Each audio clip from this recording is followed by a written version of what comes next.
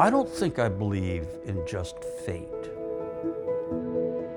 If you go back and you look back on how you met your significant other or different events in your life, and you look back at it, you can say, that just isn't happenstance. There's something there. There has to be something greater than me. And I'm not even sure what that is right now.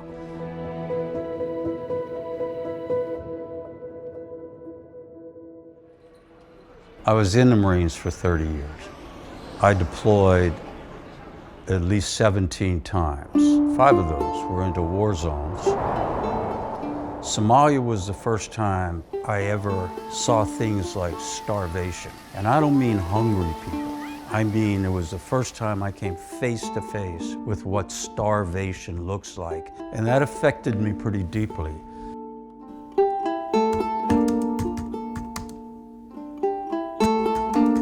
After I retired from the Marine Corps, I joined the humanitarian organization CARE, doing what they called emergency work, which meant that in disasters, famines, war, when they're trying to deliver aid, that's emergency work.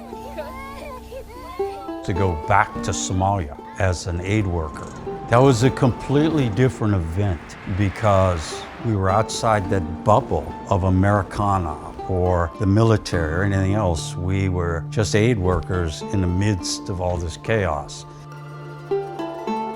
When America first went into Iraq and the terrorists started on, and what you saw on CNN and what they did to people, I have a close friend who I worked for 2 months trying to save after she was kidnapped, and they killed her. And I think that is what broke my back. And, you know, truthfully, if it wasn't for my wife, I don't know where I'd be. She carried that.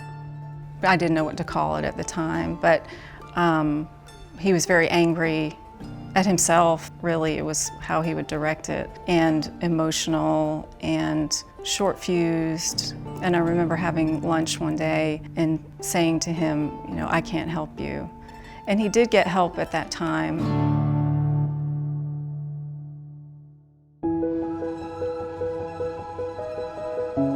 So I was in Ellington, Florida, which is about 4 miles from southeastern Guide Dogs.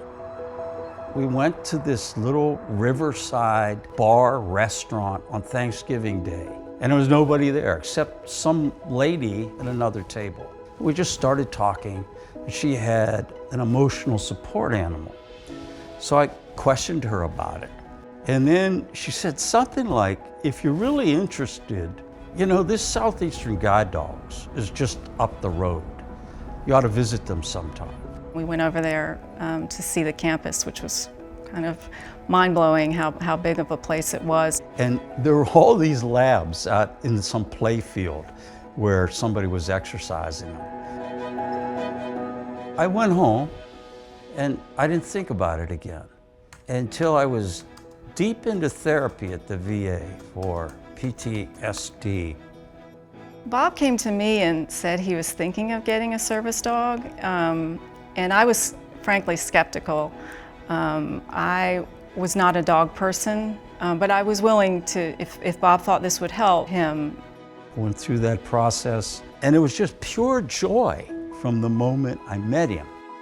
Blue is the happiest, most empathetic, and kind entity I have ever met. When I start to get depressed or something touches me deeply and he senses that emotion, he'll come, and it's interesting how he's trained me to kind of lighten that up.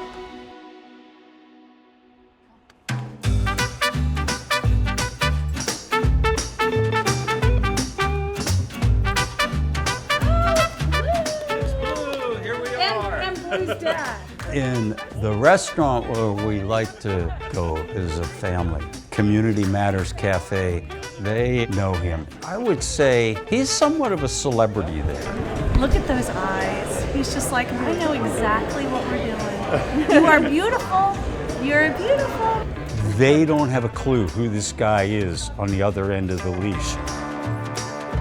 When he's on his leash and he's got his vest on and we're moving around and he is service dog Blue, it's unbelievable how focused he is, watching, moving.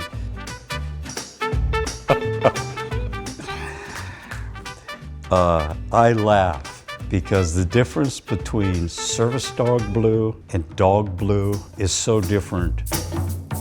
His ears are remarkable. They are the size of a saucer plate. And when he is running, those ears are flapping, like honestly you could see him begin to elevate if he kept it up.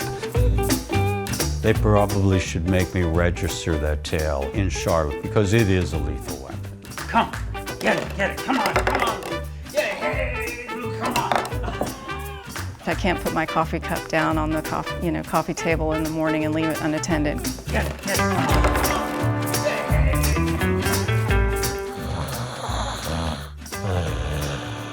Blue snores. When he gets going, you can almost feel the walls of the house starting to expand and recede.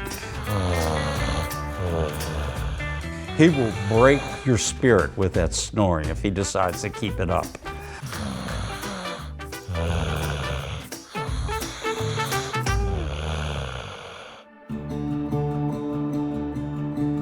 One of the things that I've explored a lot with Blue coming into my life is the fact that all of this association cannot be random.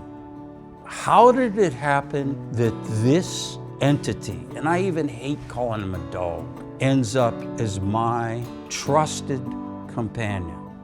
Because it's just not a comfortable relationship, it is a perfect relationship. Perfect. That's not random.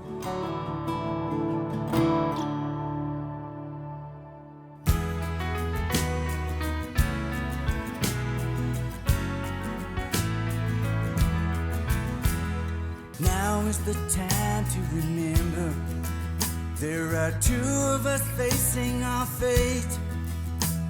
And though you've been tried by the burdens you bear, I'm here to carry the weight.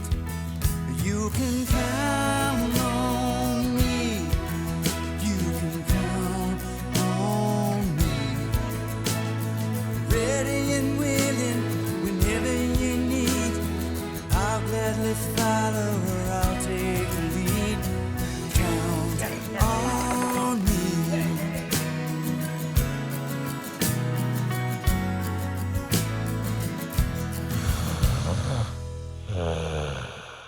View every episode of Dogs of Destiny at guidedogs.org/dogsofdestiny.